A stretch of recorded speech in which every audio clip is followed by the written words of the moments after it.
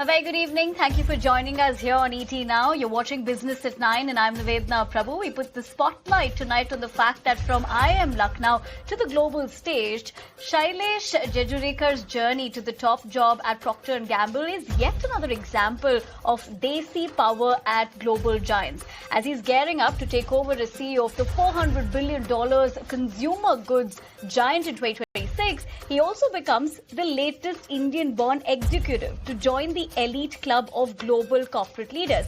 In fact, from Satya Nadella at Microsoft to Sundar Pichai at Google, from Shantanu Narayan at Adobe to Arvind Krishna at IBM, Indian origin leaders are reimagining the skyline altogether. So what's driving this surge and who are the other names redefining global business narratives the Desi way? We discuss all of it with Harish Bijur, brand guru. But before I go to Harish, let's go across an explainer that I recorded earlier in the day today.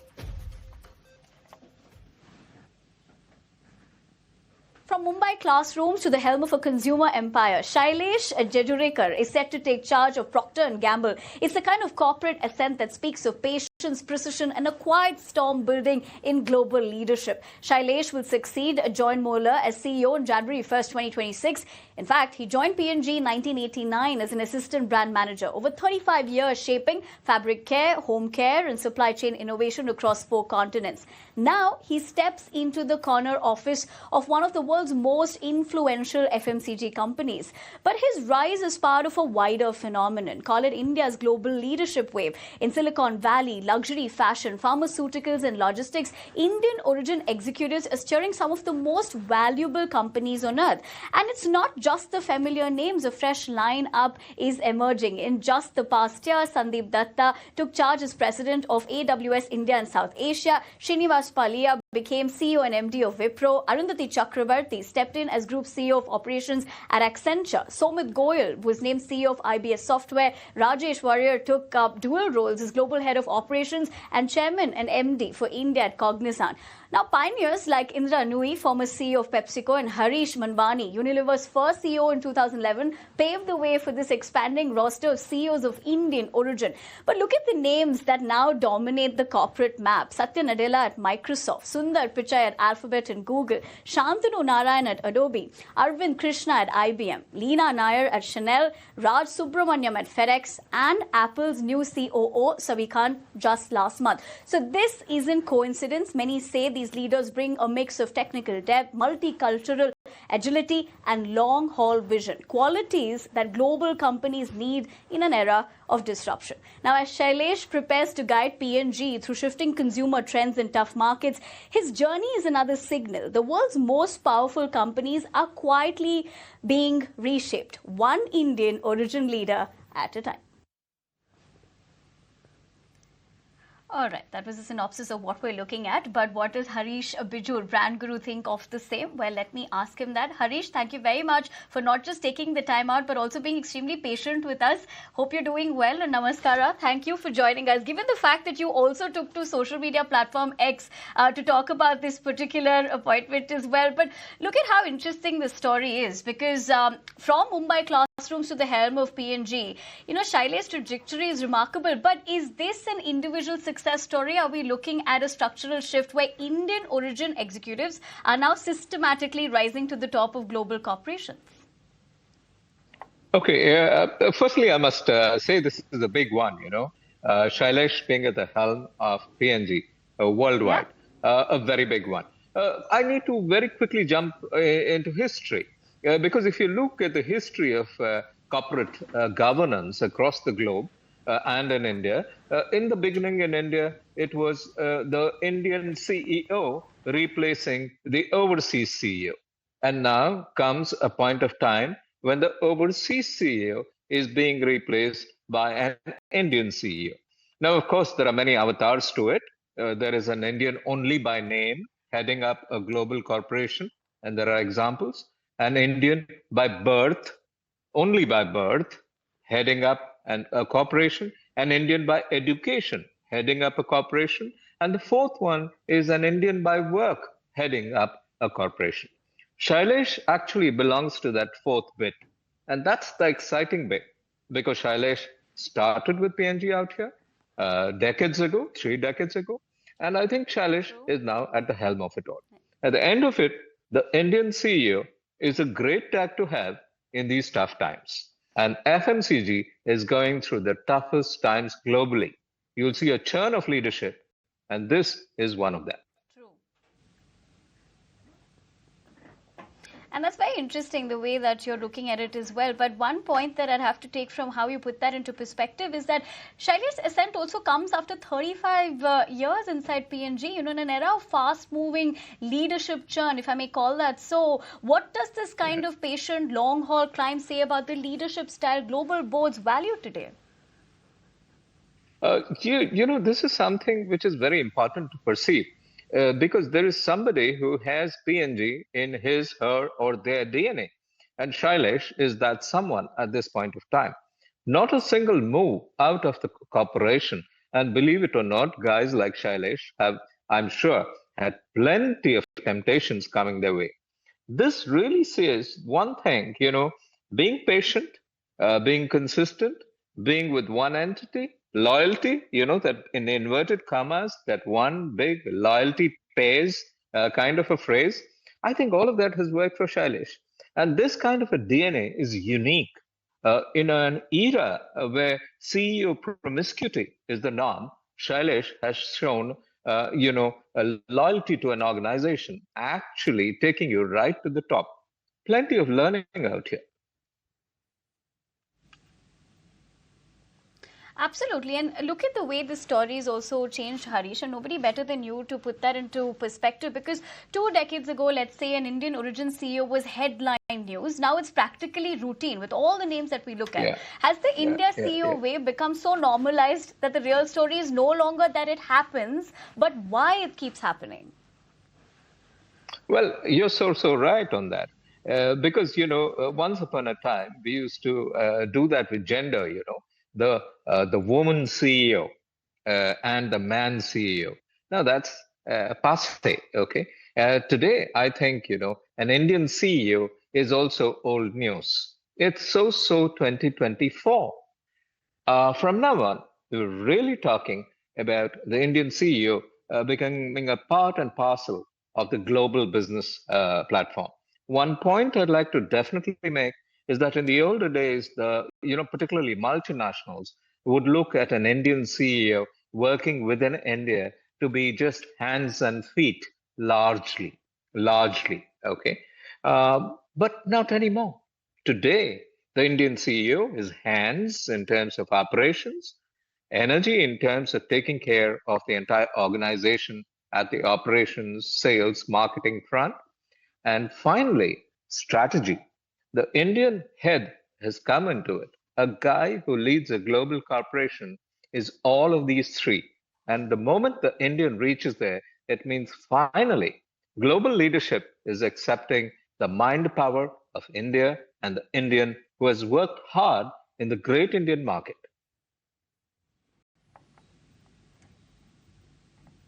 Absolutely. I don't think there's a better way to put that in a nutshell. But Harish, every time an Indian origin leader takes a top post, be it at Google, Chanel, or FedEx, it becomes a soft power moment. But are these appointments shifting how the world perceives India, or are they still seen as isolated professional wins?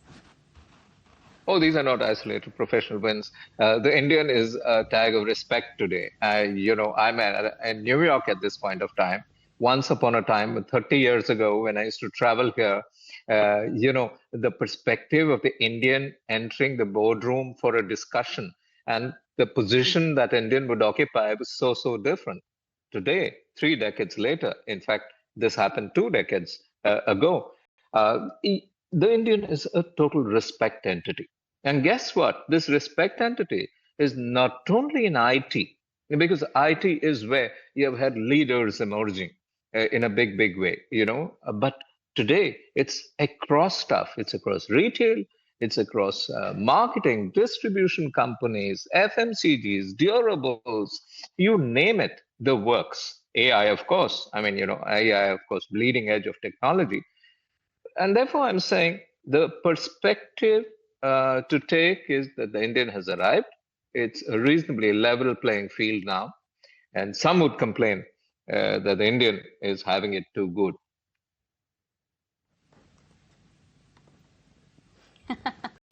That's, of course, a lighter way of seeing it. And having said that, on a lighter note, also the other aspect is in the 2000, it was Indra Nui at PepsiCo. Now it's Shailesh at P&G.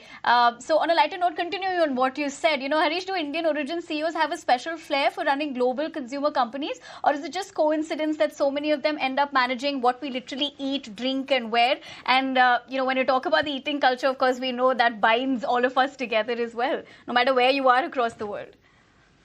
Yeah, I think we're good at stuff that we eat, stuff that we drink, stuff that we wear, stuff that we put into ourselves of every kind, including beverages, alcoholic and non-alcoholic.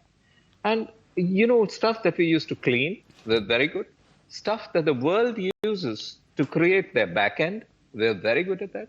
Stuff that the world uses to create their front end with AI enablement, we're very good at it. So tell me one thing, what are we not good at? I think we're reasonably good at a lot of things.